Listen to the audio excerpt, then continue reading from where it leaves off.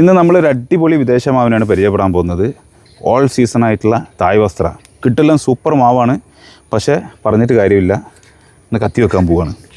Okay, പൂത്തിരിക്കുകയാണ്, പൂവും കായൊക്കെ ഉണ്ട് മാവിൽ. കത്തി വെച്ചു. പഴയ നഴ്സറിക്കാരുടെ മികച്ച ഒരു ഇനം.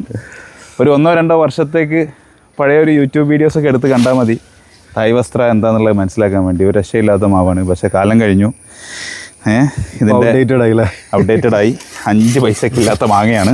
ഇപ്പോൾ ഈ മഴക്കാലത്തും സാധനം ഫ്ലവർ ചെയ്യുന്നുണ്ട്. അത് ഉണ്ടോ? പോട്ടെ, ഒരു കമ്പ് ജസ്റ്റ് ഒരു ഫോട്ടോസിന്തസിസ്, നമ്മുടെ ഗ്രാഫ്റ്റിംഗ് പിടിക്കുന്നവരെ ഒരു കമ്പ് നമുക്ക് നിർത്താം. ഓക്കെ, അപ്പോൾ ഗ്രാഫ്റ്റിങ്ങിൻ്റെ സമയത്ത് ഇതിൽ കുറച്ച് ഇലകളും കാര്യങ്ങളൊക്കെ ഉണ്ടെങ്കിൽ ഒരു കണക്കിന് നല്ലതാണ്.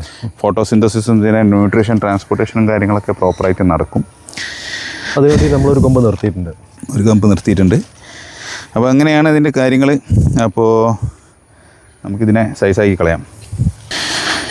അപ്പോൾ നമ്മൾ പ്ലാൻ ബിയിലേക്ക് മാറുകയാണ്. 3 എണ്ണം, അരുണിക, അംബിക, അരുണിമ, ഒരേ പേരുള്ള 3 ആൾക്കാരെയും ഒന്ന് കയറ്റാമെന്ന് കരുതി. ഓക്കെ, അപ്പോൾ അതാണ് കാര്യങ്ങൾ.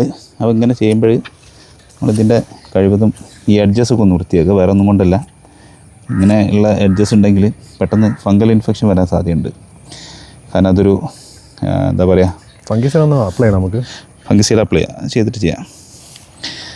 പിന്നെ മഴക്കാലമാണ്, എന്തായാലും ഫംഗിസൈഡ് വേണ്ടി വരും. ജസ്റ്റ് ഒന്ന് ചെത്തി പ്രതലൊന്ന് വൃത്തിയാക്കിയാൽ മതി.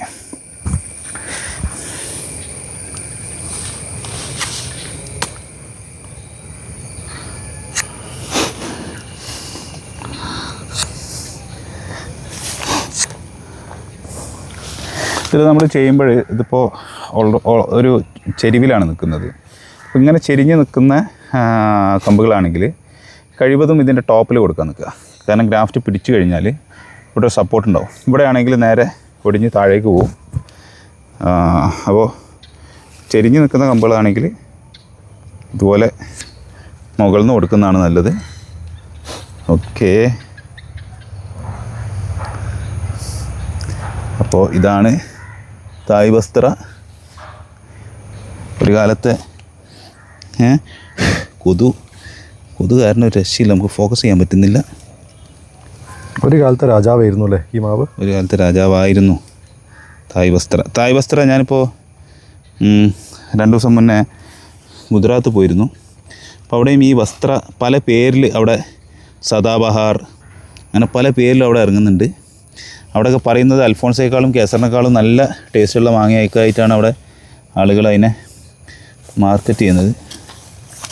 കത്തിയുടെ മൂർച്ചം പോയേക്കുന്നത്. ഓക്കെ, അപ്പോൾ ഇതിനൊക്കെ ഒരു പ്രോപ്പർ ടൂള് നമുക്ക് വെക്കാം, ഓരോരുത്തർക്ക് അനുസരിച്ചിട്ട്. ഈ കത്തി കൊണ്ട് തന്നെ സ്പ്ലിറ്റ് ചെയ്തെടുക്കാം, കുറച്ച് റിസ്ക് ആണെന്നുള്ളൂ. അപ്പോൾ നമുക്ക് ആദ്യം അരുണി, ടാഗ് അതേമാതിരി വെച്ചു. അരുണിക. ഓക്കെ, കഴിഞ്ഞിട്ട് ടാഗ് ഇടാം. ഓക്കെ, അപ്പോൾ ഇതാണ് നമ്മുടെ ഇത് CISH-ൻ്റെ പ്രൊഡക്റ്റാണെന്നാണ് മനസ്സിലാക്കുന്നത്. എനിക്ക് കൂടുതൽ ഡീറ്റെയിൽ അറിഞ്ഞുകൂടാ. എന്തായാലും അവിടെ കായ്ച്ച് നിൽക്കുന്നുണ്ട്. അപ്പോൾ ഏറ്റവും കത്തിയുടെ മൂർച്ചം പോയേക്കുന്നു.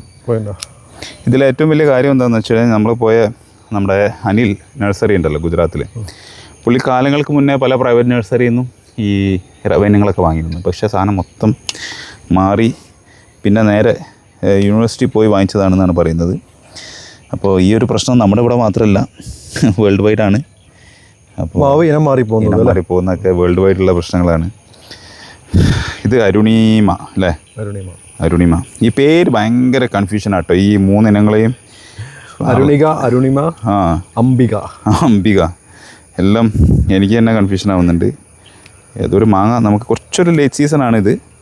ഒരു ജൂൺ അവസാനത്തോടൊക്കെ റെഡിയായി വരുന്നുള്ളത്. അപ്പോൾ ഇവിടെ നമുക്ക് ഇദ്ദേഹത്തെ കൊടുക്കാം.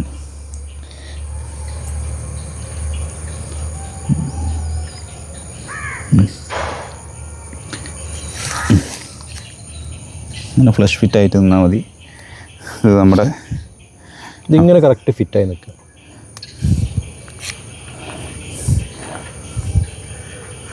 ഇത് വൺ സൈഡ് അല്ലേ? വൺ സൈഡ് കൊടുത്താൽ മതി, കൂടുതൽ നീട്ടി ചേർത്താൽ മറ്റേ സൈഡ് ചെറുതായിട്ട് ചേർത്താൽ. അതെ, എപ്പോഴും നല്ല ഷാർപ്പ് നൈഫ് വെക്കണം. അപ്പോഴും അതിൻ്റെ ഒരു പിന്നെ ഇത്രയും ലെങ്ത്തിൽ ശരിക്കും സയൻസ് വെക്കേണ്ട ആവശ്യമില്ല. കാരണം ടോപ്പ് എന്നാണ് വരുന്നത്. ലെങ്ത്ത് എത്രത്തോളം കൂടുന്ന അത്രത്തോളം ഡീഹൈഡ്രേഷൻ കൂടും. എങ്കിലും നമുക്ക് വെച്ച് നോക്കാം.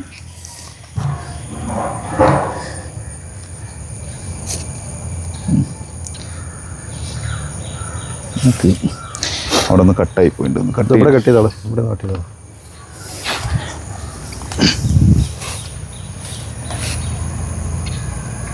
കുറച്ച് കട്ടായി പോയിട്ടുണ്ട്. ഒന്നും കൂടെ താഴ്ത്തി വെട്ടിയിട്ട് ചെയ്യണം.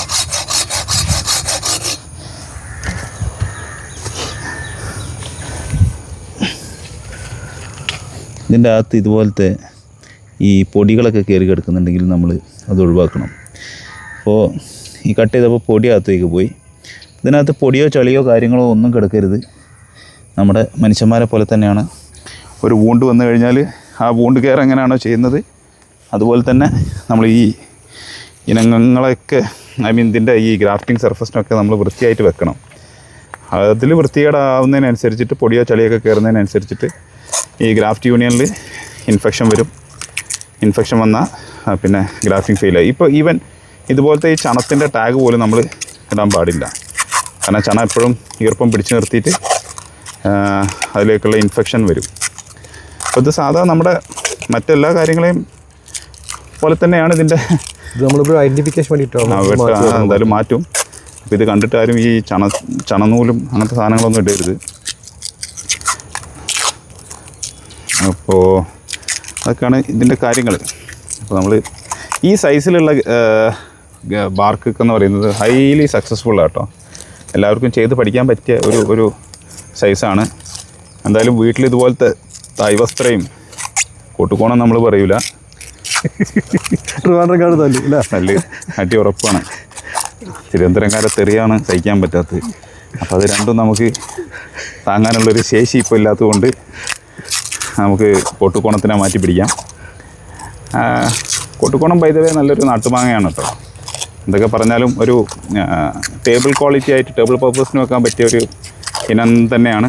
പിന്നെ ഒരുപാട് വേരിയൻസ് ഉണ്ട്. അതെ, അതിൽ നല്ല വേരിയൻസ് കിട്ടാത്തതുകൊണ്ടാണ് ഈ കൂടുതൽ പ്രശ്നങ്ങൾ വരുന്നത്. പിന്നെ അതല്ല, കോട്ടുകോണം നമ്മുടെ നാട്ടിലെ ഈ കോമാങ്ങയുടെ ഫ്ലേവർ ആണെങ്കിലും പക്ഷെ കോട്ടുകോണത്തിനുള്ള ഒരു ഗുണം എന്താണെന്ന് വെച്ച് കഴിഞ്ഞാൽ കോട്ടുകോണത്തിൻ്റെ ഫ്ലഷ് ഉടയാതെ കിട്ടും. ഓക്കെ, അപ്പോൾ ഉടയാതെ കിട്ടുന്ന കോട്ടുകോണങ്ങളൊക്കെ ആണെങ്കിൽ ഒരു നല്ല വെറൈറ്റിയാണ്. ഈ ചൊനയ്ക്കൊക്കെ ഇതിൻ്റെ സ്മെല്ലാണ് അല്ലേ നമ്മുടെ കോമാങ്ങയുടെ.